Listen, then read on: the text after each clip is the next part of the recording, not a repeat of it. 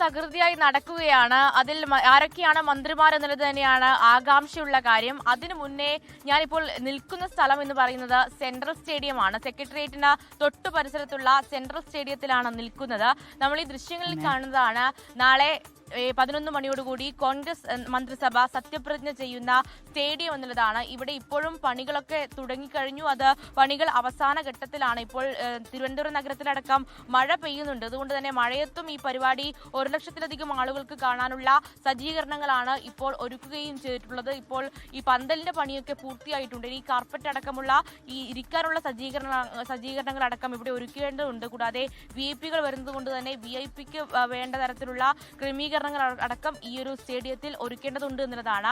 പന്തൽ പണിയൊക്കെ ഇങ്ങനെ സജീവമായി തുടരുന്നു. അതിൽ ഈ നാളെയും മഴ തുടരുകയാണെങ്കിൽ ആ മഴയും തടസ്സമില്ലാതെ പ്രവർത്തകർക്കും അതുപോലെ തന്നെ VIP കൾക്കും ഈ ഒരു പരിപാടി കാണാനുള്ള ഒരുക്കങ്ങളാണ് ഈ സെൻട്രൽ സ്റ്റേഡിയത്തിൽ നടത്തുകയും ചെയ്യുന്നത്. 1 ലക്ഷം പേർക്ക് നിന്നും ഇരുന്നുമൊക്കെ ഈ പരിപാടി കാണാനാകുമെന്നുള്ളതാണ്. അതിൽ കഴിഞ്ഞ ദിവസം മുഖ്യമന്ത്രി പ്രഖ്യാപനം വന്ന ഉടൻ തന്നെയാണ് ഈ സ്റ്റേഡിയത്തിന്റെ പണിയൊക്കെ തുടങ്ങിയത്. അതിനുശേഷം ഇപ്പോൾ പണി അവസാന ഘട്ടത്തിലാണ്. കൂടാതെ കൂടുതൽ പോലീസ് സുരക്ഷാ സംവിധാനങ്ങളും ഒരുക്കിയിട്ടുണ്ട് എന്നുള്ളതാണ്. ഇനിയിപ്പോൾ ഈ ദിൽന നേരത്തെ സൂചിപ്പിച്ചതുപോലെ തന്നെ ഈ മന്ത്രിസ്ഥാനത്തെ കുറിച്ചും അതുപോലെ തന്നെ കോൺഗ്രസിലെ മന്ത്രി ചർച്ചകളൊക്കെ കുറിച്ച് ചോദിക്കുമ്പോൾ അത് 8 മന്ത്രിമാരെ ആണ് ഇപ്പോൾ കോൺഗ്രസിൽ നിന്ന് ഉറപ്പിച്ചിട്ടുള്ളത്. അതിനപ്പുറത്തേക്കുള്ള ചർച്ചകൾ ഇന്നലെ രാത്രി വൈകിയും ചർച്ചകൾ തുടർന്നു. അതിനുശേഷം ഇന്ന് രാവിലെയും ചർച്ച തുടരുമെന്നുള്ളതാണ് കോൺഗ്രസ് നേതൃത്വം പറയുകയും ചെയ്യുന്നത്. അതിൽ നേരത്തെ സൂചിപ്പിച്ചതുപോലെ തന്നെ ആദ്യം അനിശ്ചിതത്വം ഉണ്ടായത് രമേശ് ചെന്നിത്തലയുടെ കാര്യത്തിൽ തന്നെയാണ്. കാരണം രമേശ് ചെന്നിത്തല അത് ആഭ്യന്തരം വിജിലൻസ് വകുപ്പ് വേണമെന്നുള്ള ഒരു പിടിവാശി ഉണ്ടാകുന്നു. അതിൽ